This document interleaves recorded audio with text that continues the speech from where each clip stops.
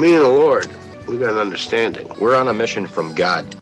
Make contact. A collective psychosis is sweeping the nation. We're in the thick of the haze craze, and Elysian is introducing an altered state of IPA. Contact Haze is a tangled chemistry of mild haze, low bitterness, and an explosion of hop aroma. This hazy IPA bursts with notes of bright raspberry, currant, citrus, guava, and passion fruit. Available in 6-pack cans in stores and in all Seattle Elysian locations. Make contact.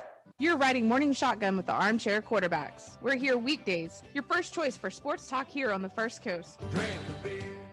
If we actually enjoyed our New Year's resolutions, we'd all have 6-packs, money in our saving accounts, and we'd know how to play the piano. I have to tell you about the one resolution I actually enjoy. It's Built Bar. It's delicious. Oh, yeah, it's healthy, too. Built Bar is healthier than your favorite protein bar. They're low-cal, low sugar, high protein, high fiber, great for the keto diet. Lose or maintain weight while indulging. And with only 4 net carbs and 150 calories, there's no guilt. Visit BuiltBar.com. This is Sean O'Toole with the Armchair Quarterbacks. Catch me drive time with Matt McGee, the Armchair Quarterbacks radio show and Facebook Live.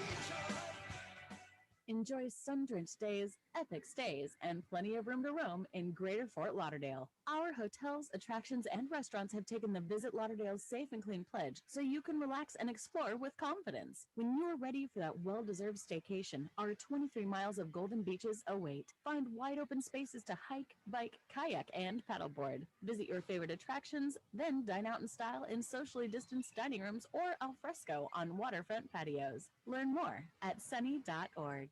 I'm 7-0 this season. You auto-drafted. That's what all the great GMs do. They delegate. You didn't do anything. Yeah, I did. I set the cue. Without fantasy football, what would friends talk about? I almost wore shorts today.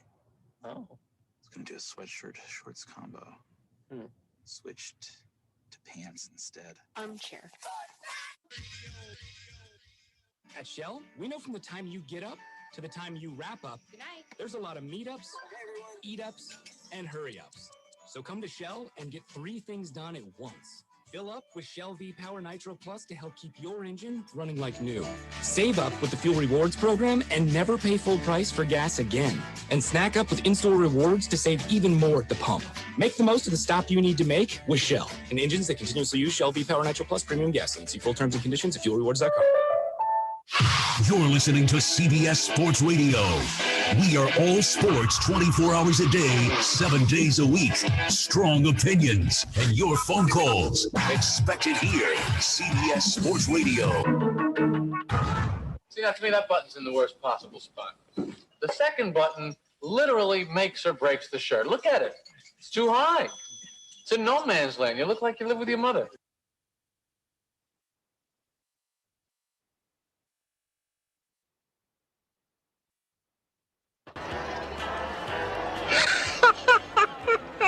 We have been hoodwinked, bamboozled, and flat out deceived. There's something kind of about a kid that's never played baseball. But what the hell, boy? Make sure to listen to the Armchair Quarterbacks. Good enough for us down here in the bayou. Go Tigers and the Armchair Quarterbacks. It's morning. Yes, and what a lovely morning. Allegiance to the flag of the United States of America and to the republic for which it stands, one nation, under God, indivisible, with liberty and justice for all. Do you want to see the moment a soccer player cost Coca-Cola $4 billion? Here you go. Superstar Cristiano Ronaldo removed 2 bottles of Coca-Cola away from him as he sat down at a Euro 2020 news conference on Monday. He then held up a bottle of water, appearing to encourage people to drink water instead of the sugary drink. This gesture may seem small, but as a result, $4 billion was wiped off Coca-Cola's market value. Armchair. CBS Sports Radio. You're listening to the Armchair Quarterbacks on CBS Sports Radio, #1 sports station.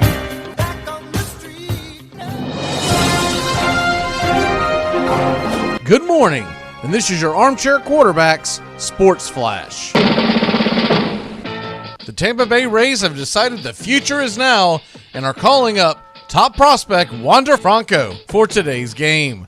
Franco, 20 years old, has been playing for AAA Durham, where he was hitting .315, 7 home runs, 35 RBI, and an impressive .954 OPS in just 39 games. Wander Franco was told the news as the team was loading up the bus in Norfolk, Virginia, headed down to play Jacksonville for this week's series. Franco is a switch-hitting infielder, primarily shortstop, is headed to Tropicana Field for today's 3-game series against the Boston Red Sox. He is likely to spend time at both shortstop and third base, maybe even some second. Major League Baseball, we have a bit of a treat as there's an early game on Tuesday.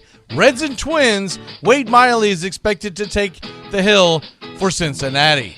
7:05 Eastern, the Yankees host the Royals with Garrett Cole on the mound, facing Brady Singer. And at 7:10, it's the Braves and Mets, as Atlanta tries to hang in there with the division leaders.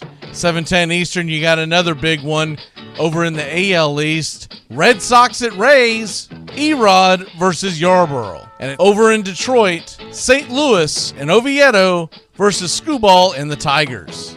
8:05, you'll get the Indians and Cubs doing battle as Kyle Hendricks takes the mound. The White Sox and Giolito are at the Pirates at 7:05. Other games of interest: Astros and Orioles, Greinke versus Lopez. Nats and Phillies, Zach Eflin is expected. And the Blue Jays are at the Marlins as Trevor Rogers tries to tame that Toronto offense. A's and Rangers, Irvin and Lyles. Giants and Angels at 9:38 with Andrew Heaney on the mound. And at 9:40, you got Peralta versus Gallen. The late slate as the Dodgers at the Padres once again, Kershaw versus Snell. And the nightcap, the Rockies at the Mariners, Chris Flexen on the mound. At 9 o'clock Eastern, in the NBA playoffs, you've got the Suns and Clippers doing battle on ESPN. A pivotal game number 2. And in the NHL Stanley Cup playoffs, 9 o'clock Eastern, NBC Sports Network, the Montreal Canadiens are back on American soil in a big game number 5 against the Vegas Golden Knights. And that's your Armchair Quarterbacks Sports Flash. Stay tuned for the Armchair Quarterbacks radio show and YouTube Live. Please like, subscribe, and share our show today. The Armchair Quarterbacks, your first choice for sports talk, live from the First Coast.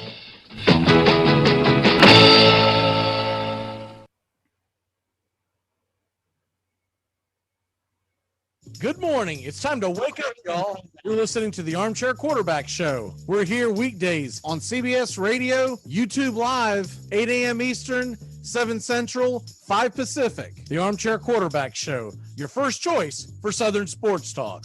Good morning, Mr. Justin Waller. Good morning. I don't know much, but I know one thing.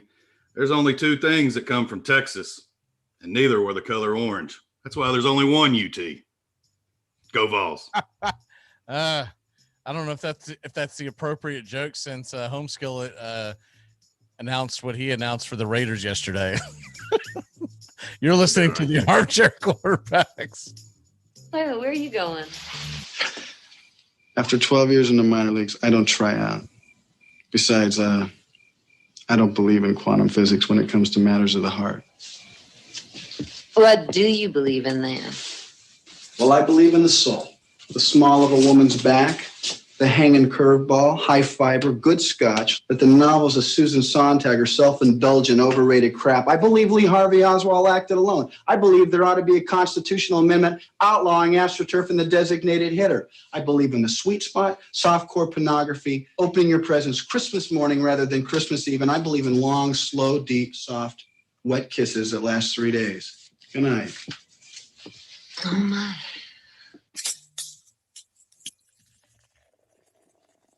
Armchair. Community Access Channel. He's the armchair quarterback. He's full of beer and he's full of snacks. The all-American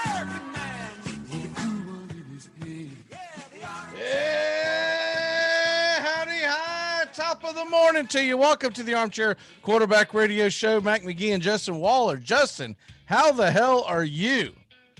I'm doing great, Mac. It's the Battle of UT today, and I don't care the sport. Sorry. Stop that stupid. Stop! It's singing for me. My day is beautiful. Is it your birthday? Is it my birthday? Am I having a stroke? Sorry. Felt like it after last night. What a game by the Wolfpack. Yeah, I'll tell you what. So I was trying to bounce back and forth. So much junk that was going on at the same time. You had the Wolfpack downing Vandy, which is ironic because we're talking Vandy football today. You've got the big game today, obviously. University of Tennessee tries to stave off elimination against Texas. But then last night, you had the Braves and Mets doing their doubleheader. I thought I was going to be in for a heck of a treat for a big game 5 down in Tampa, but that turned into a snowman. 8-0 Tampa wins that. So that game was unwatchable after the first period. It was just like it was just a barrage of goals, and the Islanders had put their backups in essentially for all intents and purposes by the third period because they were just like, we got to get ready for game 6. All that going on. I feel like I'm forgetting something else that I was trying to stay locked into. And I know I had the College World Series, I had the Braves, and I had the NHL. I feel like there was something else. The NBA took the night off last night. The big news that came out yesterday, let's go ahead and clear this off the docket. Carl Nassib, or I don't know how to pronounce his name. I'd never heard of him. Comes out is they're trying to say he's the first NFL gay player. What the hell was Michael Sam in 2014, Justin? Well, they're putting the caveat active, which doesn't make sense because I thought the same thing when I saw it, but I don't understand it. Right, so I thought I was crazy. I went back and looked at it. He did participate on the practice squad for both St. Louis and then when he was cut right before the season started. So he was in NFL preseason games. He was on the practice squad for the Cowboys. Is that not technically active? I feel like it is. I look, good for him to come out as a role model for kids. I think it's more for kids that are like 16, 17, struggling with these kinds of things. Good for him. But I feel like Michael Sam's being forgotten about as the guy who kind of broke the door open.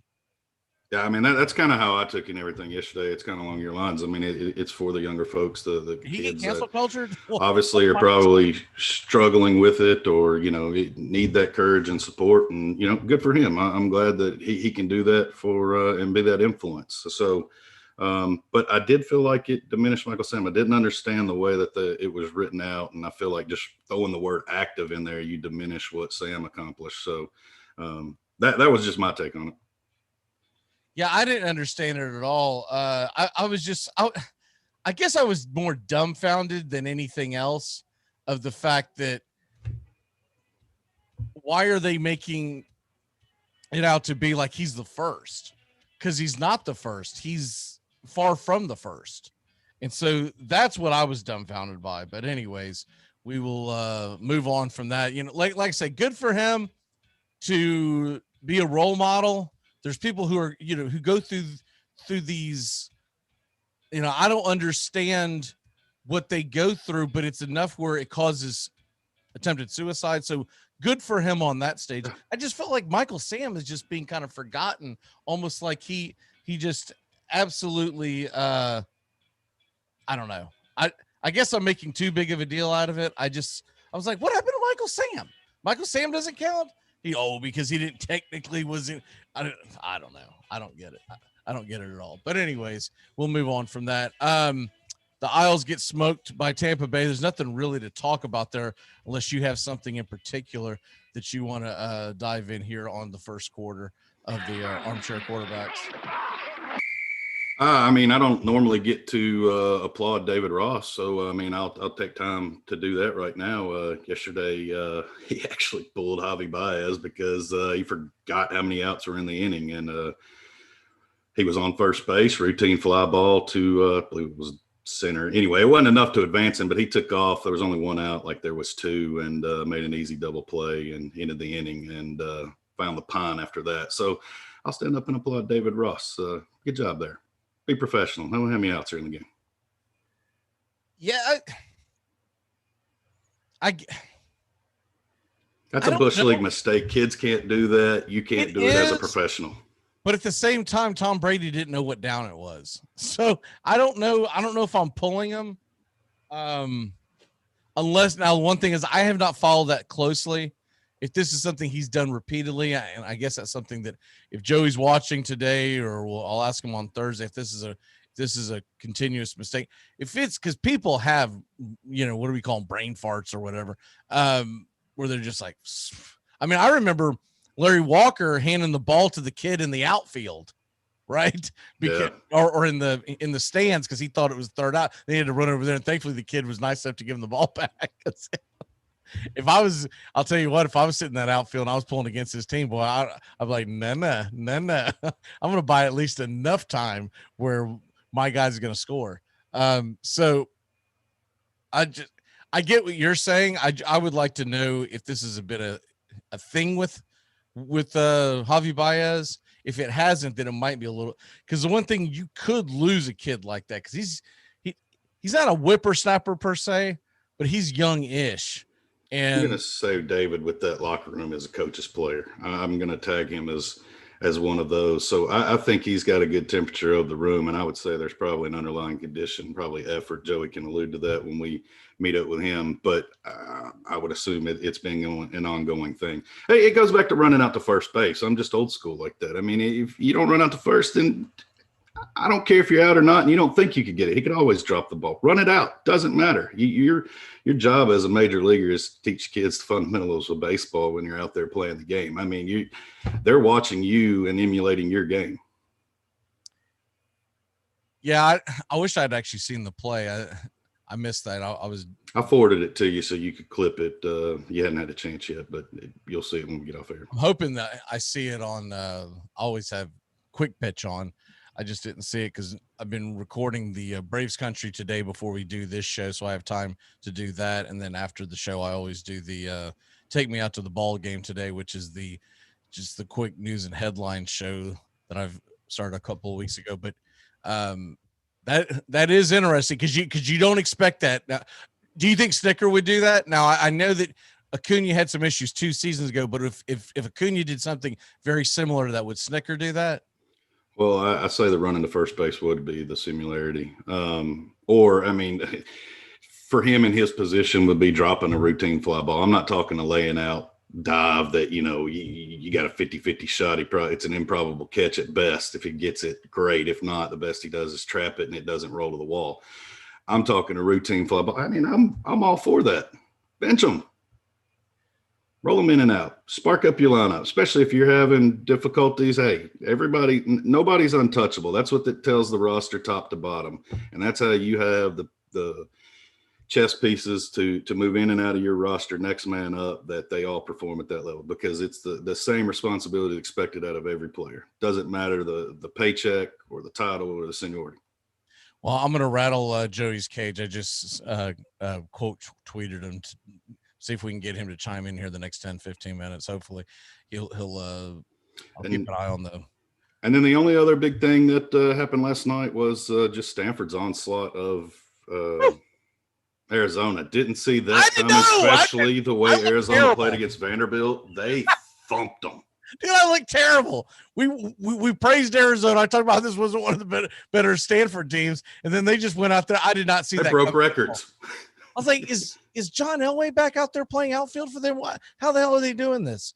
I watched a good portion of that but to be honest with you, when the Braves doubleheader began, I got locked into that. I thought that Mueller kid pitched pretty well. Hopefully he gets another chance to do another start. Knowing Snicker, he won't. He'll say, well, you pitched too well. We're going to go ahead and pull you, and we're going to stick some other bozo in.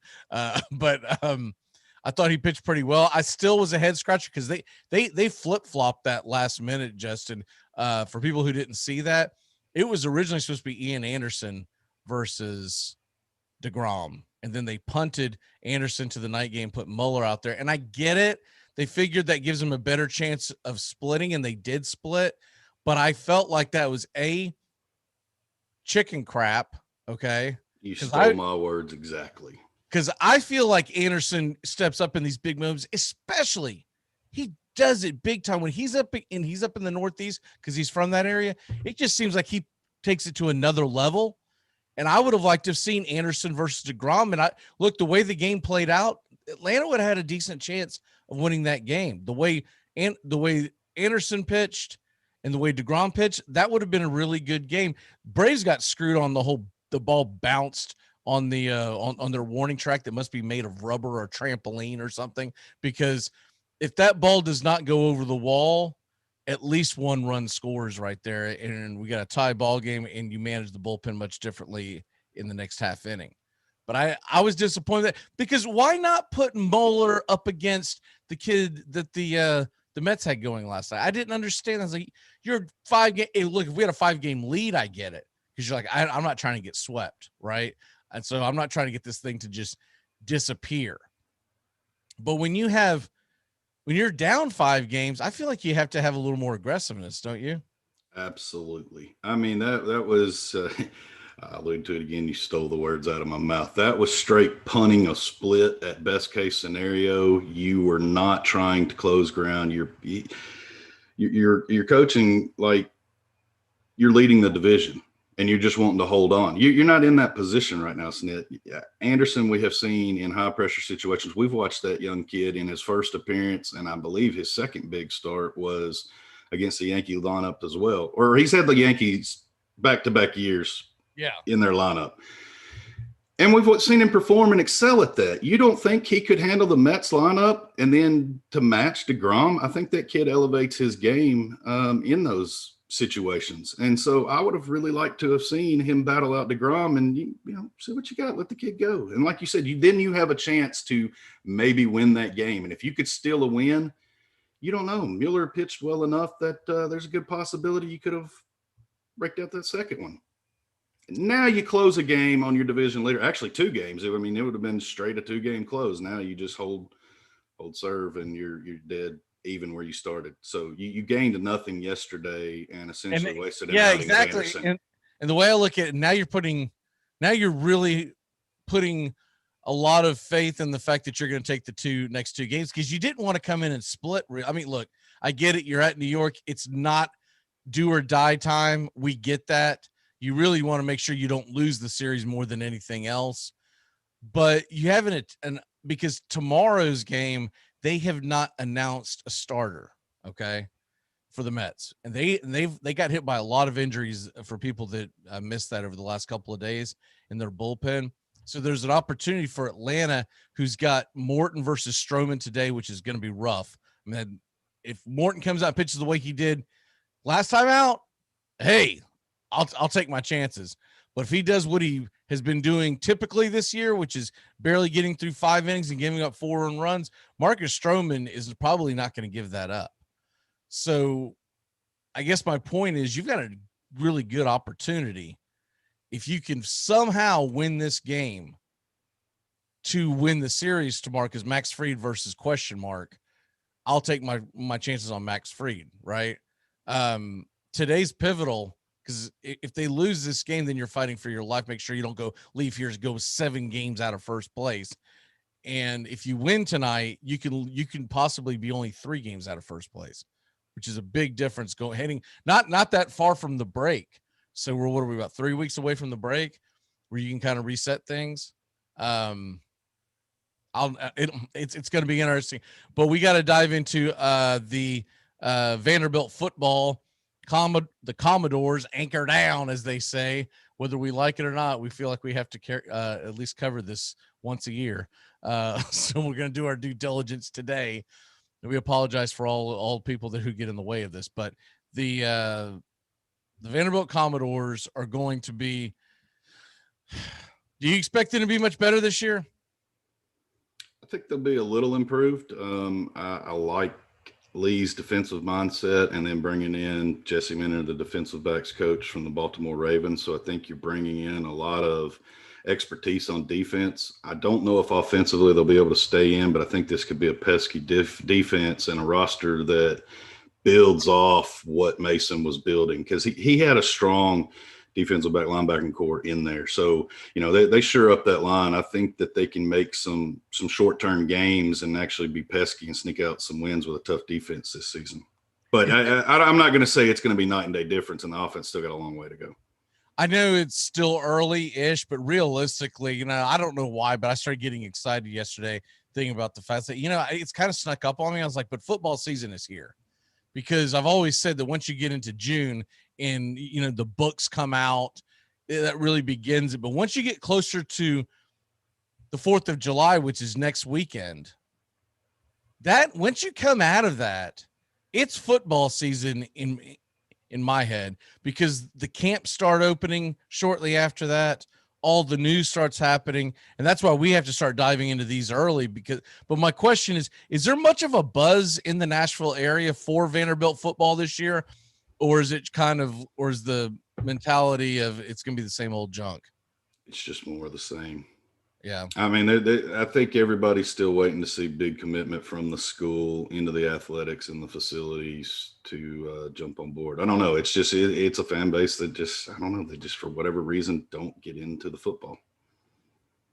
I mean, I can't look, when you go 0-9, I can't say that they're far off.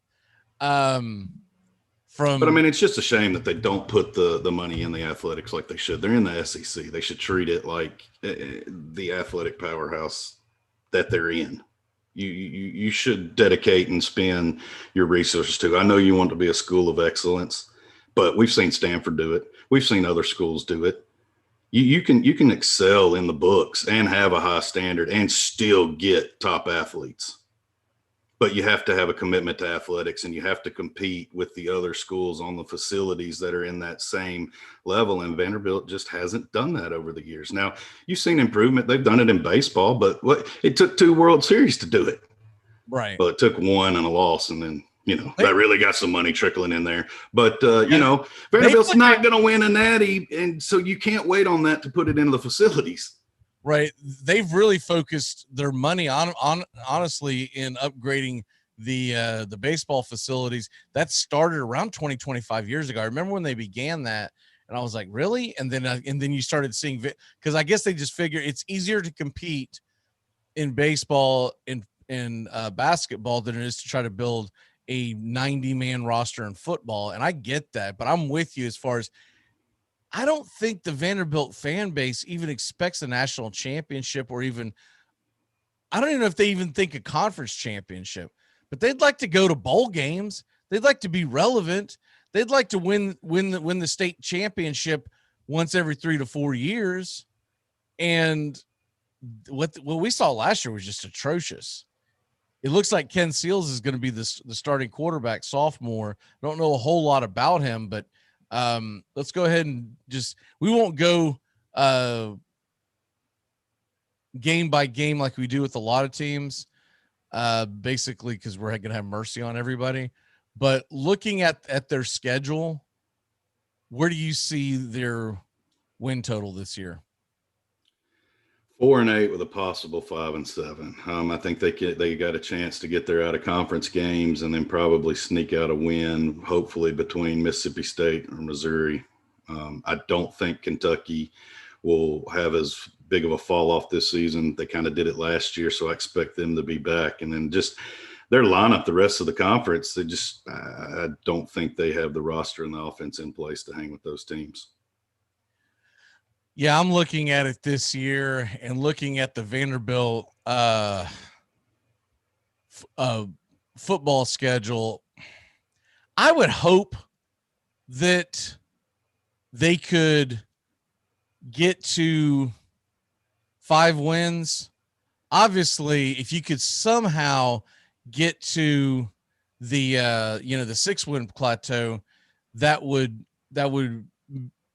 be a heck of a lot bigger deal for Vanderbilt. But let's say, for instance, if we're going to put them in a bowl game and say, okay, they're going to have a decent chance of making a bowl game, where could they get those 6 wins? All right, I'll rip them off. ETSU, at Colorado State. You've got to beat Stanford.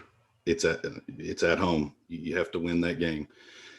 Versus UConn, that's 4. And then you've got to pull 2 conference games. So I'm going to give you a 3-week stretch that you've got to do it. They're back to back to back. Mississippi State, Missouri, and Kentucky. You've got to win 2 of them. I don't think you beat Georgia, Florida, or South Carolina.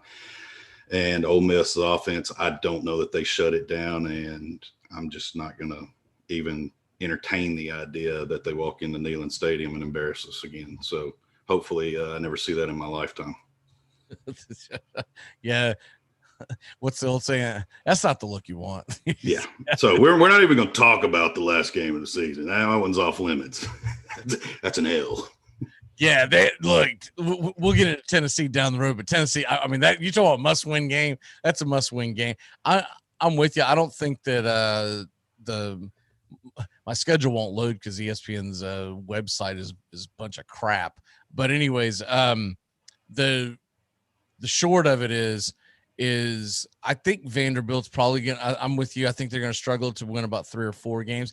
It wouldn't shock me if that's putting – because East Tennessee State, you think they're going to win that. Colorado State, I don't think they win that. Stanford, I doubt they win that. I mean, those are 2 tough out-of-conference games right there. Yeah, I mean, the only 2 games that I can say – they better win these is East Tennessee State and UConn. And depending on, you obviously will know more going in. I think they're going to split because I just don't think they're going to go out to Colorado State and win. Colorado State's usually a very difficult place to win at. And despite the fact that Colorado State's in a rebuild, I don't think – and then Stanford, that's a legitimate Pac-12 football team. That's not like, it's not like you're getting a down year at Oregon State. I mean, Stanford gets good athletes.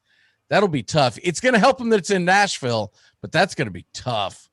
I was thinking about possibly going to a Vanderbilt game when I was up there. I was like, I'm not going to go watch East Tennessee State on a Saturday night in the middle of Georgia Clemson. That's just not going to happen. Well, I mean, October 9th, if they pull off what we say to get bowl eligible, they would be 4-1. They would have to be 4-1 rolling into Florida. You might go down to Gainesville and see the upset there. Yeah, the rebuild in the swamp. I'm allergic to Gainesville, man. I ruffled Joey's feathers. I'd poke the bear with Tony too. What's your walk off for the day, sir? Hey, man, go Vols, battle of UT. I wish we could get this in more sports, this matchup. I don't care if it's football, basketball, baseball, Tennessee, Texas. I want to see more of it. Amen to that. Hopefully they get the W and then they get the I think they get the next day off because the other bracket's going to be doing the same. And so Thursday they would begin, if they were to get the W, they would need to. They'll have to play the loser of Mississippi State, Virginia. Right. And I believe that, you know what, that could actually be happening tomorrow because now that I think about the way they do it. But if they win that, at that point, they would have to knock out the winner. You got to beat the winner twice, too. Once you get in that winner's bracket, like the way NC State has gotten their way in, that's the key. Because once you get in that winner's bracket, it takes a collapse to knock you out of the championship. All right, brother. We'll see you Friday. All right, man. Have a great week. Yes, sir. We're going to be back in a flash with Bobby. We're going to be talking some National Football League. Keep it locked in here on the Armchair Quarterbacks, YouTube Live, and CBS Sports Radio. I'll be honest, fellas, it was sounding great, but I could have used a little more cowbell. It's time to jump into DraftKings. Go to DraftKings today at DraftKings.com. Golf, NASCAR, soccer, you name it. And, of course, Major League Baseball, basketball, hockey, and football. Go to DraftKings.com. Listen to the Armchair Quarterbacks for DFS advice all year round. Oh, wow. I'm pretty sure that's going to be there it is. Another flag on the play. Multiple flags on the play. Holding. Offense number 97. That penalty was declined. Touchdown. After the play, unsportsmanlike conduct. Offense number 22. Penalty will be applied to the kickoff. This is going to be one of the strangest calls. That son of a... You playing against Dick this week? Yeah. Could be worse, man. When I played against him, he ejected all my players. Armchair. Lager, the beer that brought the forest down. I drive an exotic imported sports car. I eat exotic foreign food like frankfurters and pizza. But when it comes to numbing my mind, I'm a patriot. I drink the beer that brought the forest down. I'm a lager man. And with the new 80-bottle trunk pack, you've got enough for the evening. Hey, it's happy hour somewhere. Lager brings out the patriot in you. The Armchair Quarterbacks, ESPN Radio's public enemy number one. Weekdays, your first choice for sports talk here in the Southeast. What happens when 5 eligible bachelors welcome a little girl into their lives? Hey, it's my turn in the bathroom. Non-stop hilarity. My 5 uncles. Hey, Gina, welcome to your new home. You sleep in there, and we all sleep in here. The show that shows family values exist even in unconventional families. Oh, what are you guys doing in there? Taking hilarious comedy in a whole new funny direction. I don't get it. Why don't any of you guys have a steady girlfriend? I'm an emotionally abused orphan. Can I get in on any of these group hugs? My 5 uncles, Thursday nights on LSBC.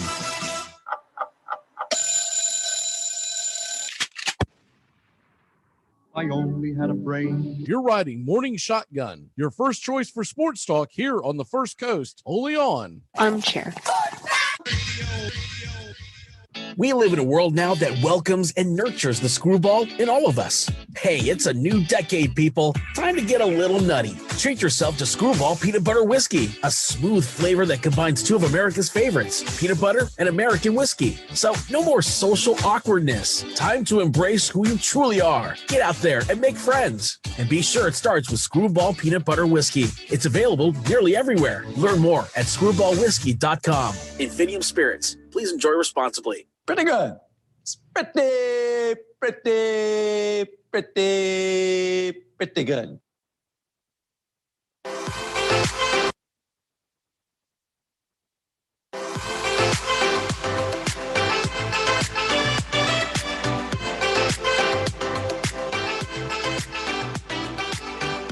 Good morning. Welcome to the Armchair Quarterbacks. Welcome back on CBS Sports Radio YouTube Live. And joining us today is Mr. Bobby. Mr. Bobby, how the hell are you, sir? I'm doing great. How about you? I'm doing pretty good. The Braves got a W, much needed W last night, so I'm in better sorts. Not too happy about my Islanders getting thumped last night, but yeah. We get one more game, and we get the NBA playoffs back tonight, which will be a lot of fun. You know what? We'll jump into the NBA playoffs in a second because I do want to get to this AJ Green quote because you are a big Cardinals fan, and I'm going to go ahead and read it off real quick because I want to make sure that I get this correctly. And you probably don't have this issue, young Squire, but I have to put on reading glasses now. This is very new to me. I didn't have to do. I always had perfect vision for most of my life. I mean, as long as we're talking about before midnight, then my midnight, my vision got a little blurry. Okay, so he starts off with, I never played it with a guy like D-Hop. The guy is unbelievable. He embraced me. We don't have egos, blah, blah, blah. We get that. Pick your poison on Sundays. Okay. And that might be true if it weren't for the fact that AJ Green's about 108 years old now. Now he says the potential of this team, ... I've been in Cincinnati so long, I don't know anything else. So for me, getting a chance to get out, it's all about winning and being in a great environment. And I think Arizona was the perfect situation. So I find this a little funny because, first of all, one of our loyal listeners, Brian, is a big Bengals fan. I don't know if he's listening right now, but I find that part funny. I also find it funny that he's acting like he's going to the Arizona Cardinals, and this is like the Patriot way, like they have championships just up in the banners. What the hell is he talking about? What? Yeah, we certainly aren't the team with a winning culture. I wouldn't say he came to the right place if he's looking for that. I think you'll have some success out in Arizona, but I think, like you said, we're not the biggest winning culture in the league. Well, it's just dumbfounding that he would the way he would put that. Thank God I got away from the Bengals, which, by the way, he made the playoffs several times with the Bengals. Okay, Yeah. I know the Bengals have been bad the last few years, but there was a time period where AJ Green and Andy Dalton were a good combination.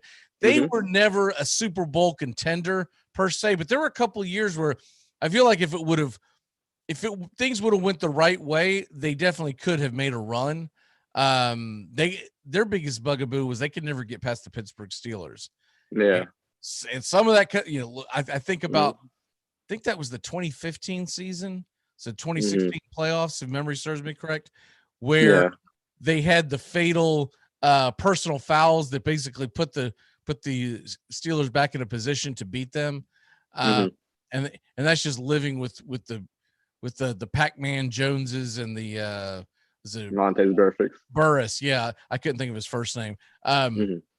Those kind of clowns. But this Arizona team, as exciting as they're going to be, they're also in arguably the most difficult division in football. So I wouldn't even say arguably. I think it's most likely. Really will come. Going into the season, I would say yes. Yeah. You never know. There could be a division out there that's a little better by mid-season, but I can't think of one off the top of my head that what I would say is as dynamic as this one. Maybe the AFC West. If Aaron Rodgers makes his way out there, I could see them being the best division. If Aaron Rodgers ends up in Denver, then it's absolutely the AFC West. That's the one caveat, is that you don't expect Denver to be that great. The only other division I could see is that if you get if you get a perfect world out of the AFC South from those quarterbacks, but a lot of stuff has to go right there. And then maybe the AFC East, but the Jets would have to make a big step. So we are going to talk about the Dolphins here in a second. Before we get back into the NFL with the Dolphins, the NBA playoffs are going on. And so there's no LeBron, there's no KD, there's no Kyrie, there's no Harden. Who the hell else are we missing? There's no Kawhi at this moment. He may come back. I would think so, but I don't think he's expected to play tonight. Yeah, no, I don't even think he made the trip out to Phoenix. Right. So it tells me that it tells me that they're going to have to make it past this round probably for him to play. So for all intents and purposes, there's probably no Kawhi. Most likely. I think they could win without him, though. I think Paul George can get the job done. Nah. I don't know. He's looked good in the past few games. He's looked red hot. Against Utah. I mean, I don't know. You saw him last night or the night before. As Devin Booker, and if Chris Paul can play at some point, this COVID protocol junk is ridiculous. Yeah. At this point, they should really be following the CDC. They're going off of protocols from last fall. Yeah. It's absurd what the NBA is doing with Chris Paul. He's not showing any symptoms. This is contact tracing junk and whatnot. And he's vaccinated too. And he's vaccinated. So what the hell was the point of him getting vaccinated? But it's just a terrible look on the league and an embarrassment that is Adam Silver on a daily basis. But when you look at that series, it's going to come down to what Devin Booker versus Paul George. I'll take my money on Devin Booker. And I think their entire roster is more cohesive. Well, yeah, I think the Suns overall, I think they have a much better roster as a whole. Devin Booker versus Paul George, I feel like it's probably about neck and neck right now. I think both of them were just trading last night shots, just going back and forth. And I think either one of them can get red hot at any moment. I still give Booker the nod. I think he's got more of a gunfighter mentality than what Paul George does. I will say Paul George has played well the past few games. He's known to disappear too. So Devin Booker to me always Devin Booker is very Damian Williams like to me, where he hasn't been on great teams yet, but he's building something there. And I've said it before. That's what I'm pulling for to win it all, because I think it would be a cool story. I don't really care what the NBA wants.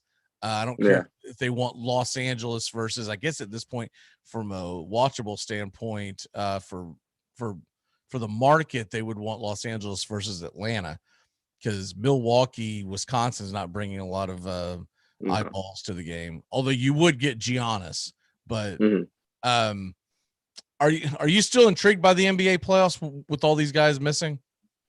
I would say more so than I was last year. I really like how, this playoffs is shaped up. I know it's been kind of hurt by injuries, of course. Almost every team has had to play through injuries, but that's kind of what comes with playoff basketball.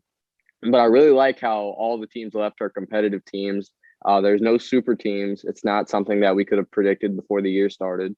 Nobody would have expected the Hawks and the Suns to be in the conference finals. So I think it's fun, and I'm very invested in it. I'm much more invested in it than I have been, not just last year when they ran everybody off the way they did, with all their virtue signaling and all that junk. But I'm more invested in these NBA finals than I have been in quite some time.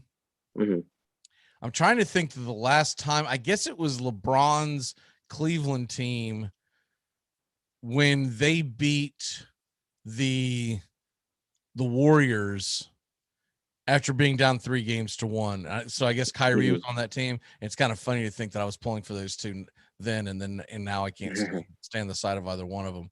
But at the time, I was pulling for those guys because I felt like they were the big underdog, and that will always draw me to the television, is an underdog, right? A perceived underdog. But now regular season, you still can't get me to watch NBA regular season because everybody makes the playoffs. It's just like hockey. It's just like, what's the point, right? Yeah. That's why I've always said that Major League Baseball really needs to be careful about how many teams they put in the playoffs, because if they make it so easy where you feel like if you have a pulse, you make the playoffs like they do in basketball and hockey, you're going to lose the fan who, and there are a lot of fans out there who live, eat, and breathe their particular baseball team every single day, right?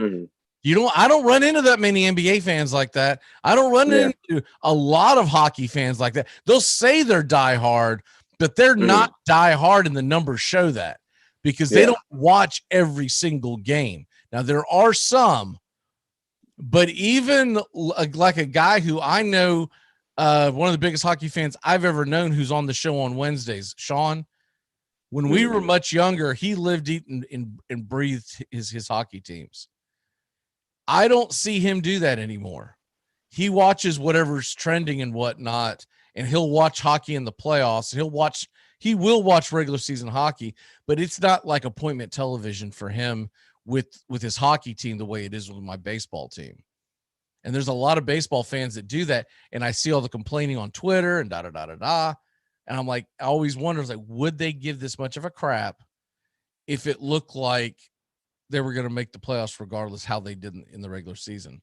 Because when you start going to 16, you're putting in over half the league. Which is what the NBA does. It hurts their regular season. That's why college football has always been such a big deal for the regular season. Because same with the NFL too. Yeah, but college football's regular season is actually much bigger than the NFL. Yeah, because it's huge if you lose just one game. Same thing with the college football. I want to get your take on this because I know that you are a turd fan. So you watch a version of college football. You don't watch real college football, but you watch the University of Florida. Whatever. Are you in favor of the 12-team playoff? 12 would be a big leap, but truthfully, I am. And Really? I tell you that because I've heard people say, yes, it'll be what's it called? Disincentivize, I guess, the regular season for a lot of teams, but it'll also put a lot of teams that would be on the fringe in the 12-team playoffs. They'll be pushing a lot harder to win conference championships and stuff. And I think it'll be just as competitive as was before, if not more, maybe. Now, I'm going to pose this question to Tony on Friday because I saw this come up. I don't remember if it was this weekend or the past weekend, but I jotted it down. And I thought this guy had an incredible idea. so you don't lose the bowl tradition of college football. Change the bowl season to the first weekend of the year, and base it all off on what you did last year and what you're going to expected to do this year, right? Kids will play in that. Yeah. But if we continue to go to like a 12-game playoff system, the bowl games already are to the point with your generation. You don't even know that the bowl games used to be important. Yeah. Like that's probably like just an inconceivable thought process to someone of your age. Wait, why did you care if you won a bowl game? It was a big deal. And this is back before the playoffs. When they started the BCS, when it was just 1 versus 2, it hurted a little bit, but not much. You still cared about winning the Sugar Bowl, winning the Rose Bowl, et cetera, et cetera. Now nobody gives a damn because they've already put 4 in. And if you go to 12, I would say that your regular season numbers are going to go down dramatically. I'm not saying don't. I do believe we need more than 4 because it has turned into the Clemson, Ohio State, Alabama Invitational. Those are the 3 teams we're going to be in. You can go ahead and mark it down right now. They're going to put them in, and it's who can be the 4th team. It's usually that'll be Oklahoma.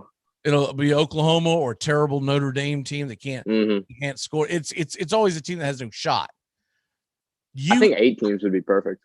Yeah, I think that'd be a good number. Look, I've been a big proponent of 7, but they'll never go for that because of the greed. They're going to want that extra playoff game. But if you have a 7, have I ever laid this out to you?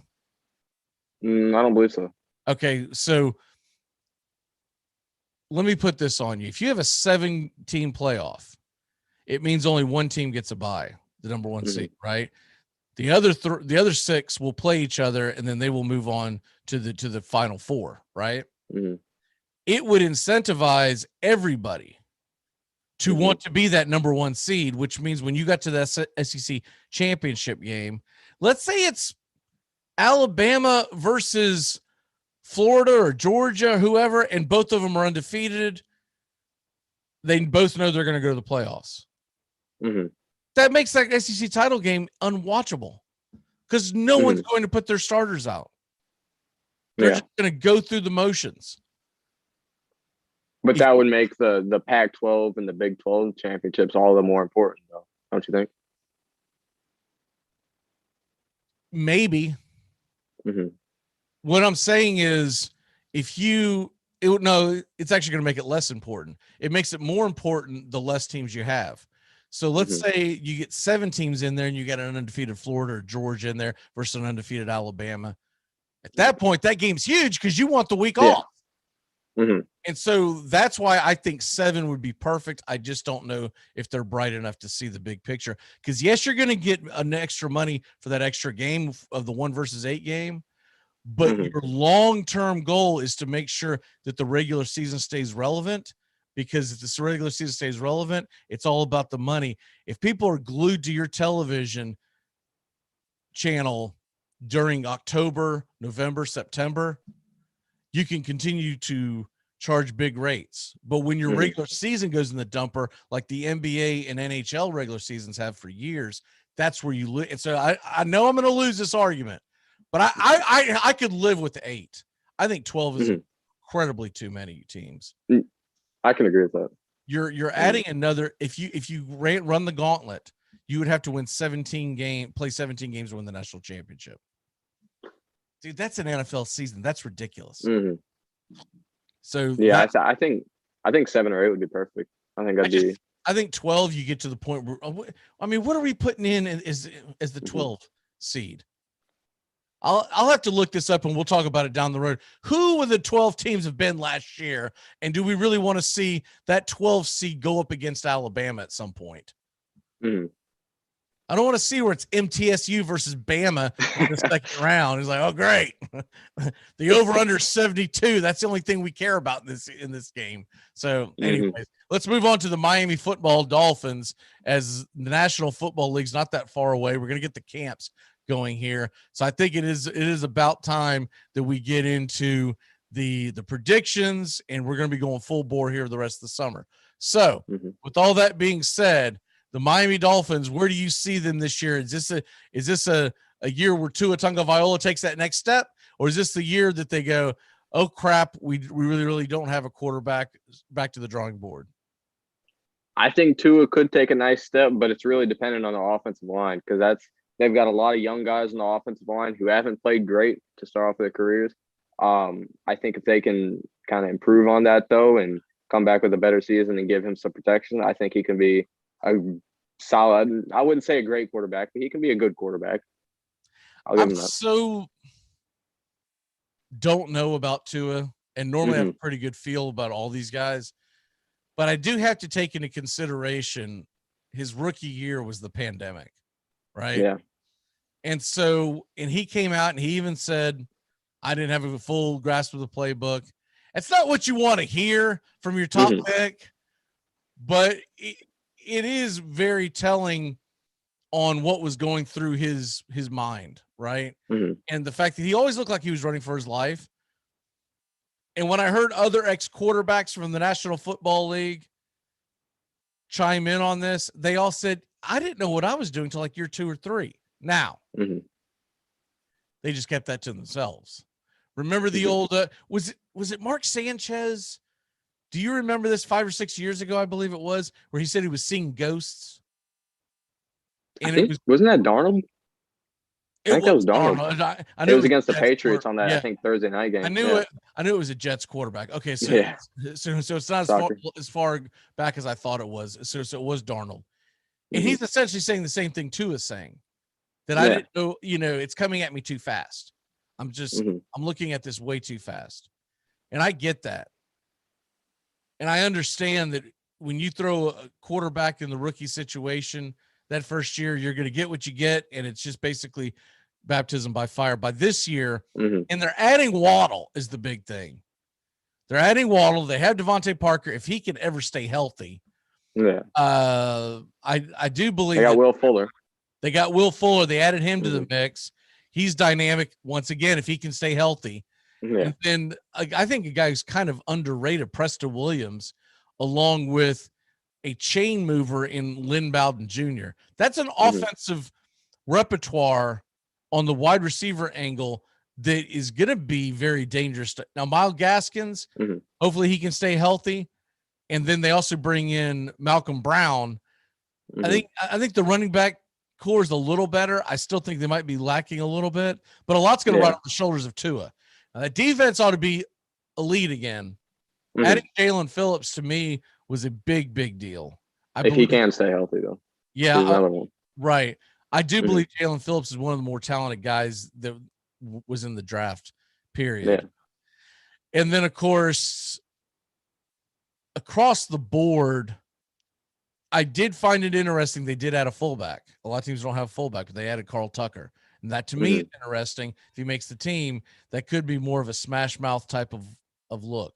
So let's go ahead and dive into their schedule real quick. Looking at, I'm going to rattle off the games, and then you kind of give me an idea of where you see them at. So they're going to start off at the Patriots. They're going to be home at the Bills, at the Raiders, home against the Colts, and at the Buccaneers. Those first 5 games, where are they sitting? I think they win 3 of those first 5 games. I like their matchup against the Patriots, Raiders, and Colts. I don't like them against the Bills and the Bucks, and I think they start with season 3-2. Okay. If I look at it real quick, they're going to lose all the road games. I like them 2 and 3. Jacksonville at home against Jacksonville, the Falcons at the Bills, at home against the Texans, Ravens. So now they got 4 of their next 5 are all at home. Where are they sitting after that? So I think they'll beat the Jaguars. I think they'll beat the Falcons. I think they'll get swept by the Bills. They're playing them both fairly early in the season. And then I think they'll beat the Texans and then at home lose to the Ravens. So after 10 games, where do you have them sitting? So that'll be 6-4, I believe. Okay. I've got the same thing. I got them going 4-1 in that stretch, and they're sitting at 6-4 as well. After we hit that, we've got at the Jets, home against the Panthers and Giants, and home against the Jets. Man, it seems like they got a lot of home games. And then, all right, we'll stop right there. Where do you see them after that stretch? At Jets, home against Panthers, Giants, and Jets. This is some of their easiest games of the season. I think they'll beat the Jets. I think they'll lose at home to the Panthers. I like the Panthers receiving core. I think they'll beat the Giants, beat the Jets, and then go and beat the Saints as well. So where do you have? Okay, so then you add after that, it's at the Saints, at the Titans, and home against the Patriots. Where do you have their season ending? I think they'll beat the Titans, and then I think they'll beat the Patriots as well. I think they're going to have a nice season this year with how their schedule played out. So what is their record after 17 games? I'm going to put them at 11-6. I know it's a little bit big, but they had a solid season last year, and I think they're only going up. I could be talked into that. I still just have a lot of reservations about Tua, and they don't have Fitzpatrick to lean on. So I'm going to go with 10-7. Not much of a difference there. I do think 10-7, you're going to be right there in the conversation with the AFC playoffs. I don't know if they're going to. I do think they're going to get one of those Bills games, most likely the one that's in Miami, especially because it's early in the year and the Bills be sucking wind down in Miami on September 19th. Are you kidding me? It's going to be hot and they're going to be muggy and they're going to be like, you're not in Kansas anymore, Toto. So, and it's a big advantage to Miami that they play Buffalo as early as they do in Buffalo for years. Cause I grew up a Dolphins fan before my fandom changed after moving around, but for years, the Dolphins would struggle mightily if they had to play in Buffalo in late November into December, because any kind of cold weather, I mean, they essentially don't want to get off the plane. So, so you got them in the. Do you see them making the playoffs, or are they going to be on the outside looking in? I do. I think they'll probably be a wild card team. I think it's fair to say that the Bills will win the AFC East. I think it'll be closer than a lot of people expect, though. Of course, we get 7 teams in the playoffs on each side. See how that works? You put 7 in. Thing is, I've been drunk for that for years. They finally did in the NFL. I don't think they're going to do it to me in college because I just think they're going to get too greedy and not see the big picture. Yeah. All right, it's time to turn back time and get the hell on out of here on a Tuesday edition. Where's the little soundbite at? We will get rolling here. By the way, who wins tonight in the Suns? I'm pulling heavy for the Clippers, man. I really want to see the Clippers win. CP3 is still out, Kawhi out as well. I wouldn't be shocked. I think the Suns will probably win, but the Clippers are pretty dangerous when they're down 0-2. So I wouldn't count them out. They have been. I'm looking forward to not seeing that until tomorrow morning when I wake up and I watch the replay. They start the game so damn late when it's the only game on. Like, what do you? Well, they got the lottery tonight too, so they got to kind of cram it all in. California's working. They got the whole state shut down. If they're either shut down or they're outside homeless because their governor just put the game on at normal time, you morons. All right, it's time to turn back time.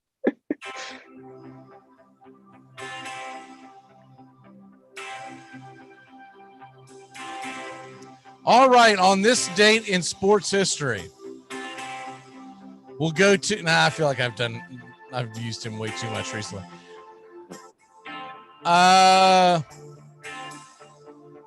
Sandy Koufax in 1959 strikes out 16 Philadelphia Phillies. At the time was the record. Nowadays the record's 20. And people are like, 16. That game was so much different back then. It was an embarrassment to strike out. Striking out 16 in 1959 would be the equivalent of striking out like 24 today. Because he was that unseeable. People still say he's the best left-handed pitcher to ever play the game. I'm always on the fence with that because injuries took him from us way too early. This is also on this date in 1961. Ernie Banks ends his 717 game played streak. Do you know what Ernie Banks was most famous for saying? Do you know his name? I don't know his saying though. Do you even know who Ernie Banks is? I recognize the name. Yes, I do that. All right. So his nickname was Mr. Cubby because he played for the Chicago Cubs in the 60s, 70s. He was one of the best players. Also, I believe late 50s when he started. He was one of the best players that they ever had, a Hall of Famer. But his famous saying was, "It's so nice. Let's play two." Anytime you hear someone say "Let's play two," that's Ernie Banks. He played for the Cubs. Of course, they were all day games back then. They didn't get lights till 1988, and he was just one of those guys. He was one of those guys that today the media would have loved him because he was an upbeat, chipper guy, always laughing, and they would have loved to have had a microphone from him. He was a little before the age of cable television, and so because of that, he's not as big a name. Like he would have been a baseball version of, I'm trying to think of someone who's almost like a Peyton Manning type, like that kind of jovial. Yeah. You know, I've seen him in a lot of interviews since, but anyways, birthdays. It's your birthday today. All right. Are we doing dead or alive? Let's do it live today. Okay. I always want to do an alive guy. All right. How about, do you know who Clyde the Glide Drexler is? I'm a Trailblazers fan. Of course I do. Hey, I had to hit you with it, man. I do. Come on. Because if you said you did, I'd be like, go back to ESPN Classic, or where the hell you find his games at, and watch like 17 hours in. Clyde the Glide. Do you know where he played college basketball at? Where did he play college? I don't know. No. He was a Houston, played for the Houston Cougars. He was on the nickname of the Houston basketball team in the early 80s that also had what's his name? Not Samson. Samson was at Virginia. Olajuwon. He was on the Phi Slamma Jamma. Is what they called it was the nickname of the team. I teamed back up on Houston in the future. What's that? They teamed back up in Houston eventually. They did, which is why it was a big deal. The Phi Slamma Jamma. That's essentially what brought him back to Houston, is because he's originally from New Orleans, but essentially Houston, obviously New Orleans didn't have a team at the time. That was the closest team to his hometown, and he was going back with Olajuwon. Of course, in the mid 80s, it was Olajuwon and Ralph Sampson. They were called the Twin Towers. Of course, this is long before 9/11, so you could call can't really say that now. Arguably the best center combo in the history of the NBA. You didn't typically have two dominant centers like that on the same team, and the only thing that stopped that team from winning from winning the NBA title is the best basketball team to have played basketball in the modern era, which was the 1986 Celtics. That was the only team. If it wasn't for the 86 Celtics, the 86 Rockets would have been a championship team, and then injuries got the best off Sampson. All right, what is your walk-off for the day, sir? 8:30 Eastern time, NBA draft lottery. I could say the Suns game, but there's a player in this draft, Cade Cunningham. He's pretty much a guarantee to be the number one pick. I think whoever ends up with this pick tonight, I think it's going to change the trajectory of their team for a long time, and I think I'm looking forward to it. I have not looked at the lottery percentages.